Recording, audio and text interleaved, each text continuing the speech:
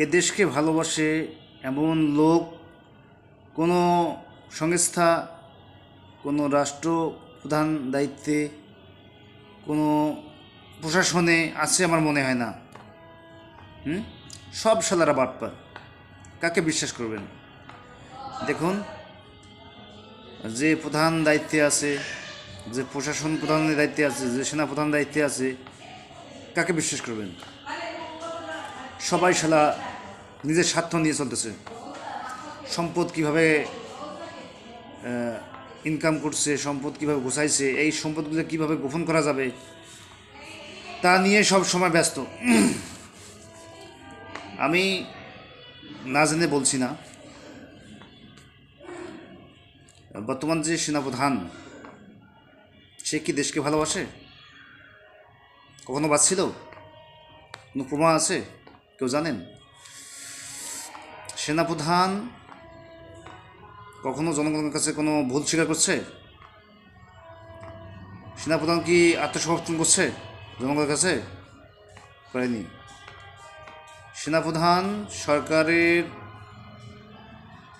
সরকারের একজন চামচা। সে বেদব, এই বেদব দেখেন এই স্বৈরাচারকে পালানো সহযোগিতা করে দিল। এই চোর কত সম্পদ পাচার করছে সেগুলো এখন গোপন করতেছে। এই এই চোর ইচ্ছা করলে কিন্তু পারত হাসিনারে আটকাইতে, কিন্তু করেনি। সে তো দেশকে ভালোবাসে না ভাই। আমি চাচ্ছি একে এখনই গ্রেপ্তার করা, একে গ্রেপ্তার করে এর পরিবারকে গ্রেপ্তার করা, সবগুলোরে। সে দেশের ক্ষতি করেছে অনেক। সে দেশের মানুষের পাত্র ছিল না, সে আওয়ামী লীগের পাত্র ছিল থেকে তাকে সেনাপ্রধান বসানো হয়েছে। তার কোনো যোগ্যতা নেই, তার কোনো এবিলিটি নেই। সে পুরো বাহিনীকে ধ্বংস করে দিয়েছে। এখন পর্যন্ত অনেক পেশিবাদের দোষরদেরকে সাহায্য করতেছে এই সেনাপ্রধান। এখনও অনেক সম্পদ পাচার করে নিয়ে যাচ্ছে সে এখনও।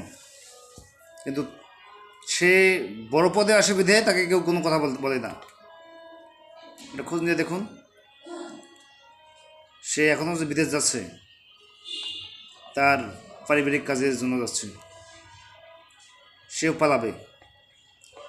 সে বিদেশে ফ্যামিলি রেখে আসবে, একসময় টুস করে বিদেশ গমন করবে আর আসবে না। সে বিশাল অপরাধী। হাসিনার মতো অপরাধী সেও।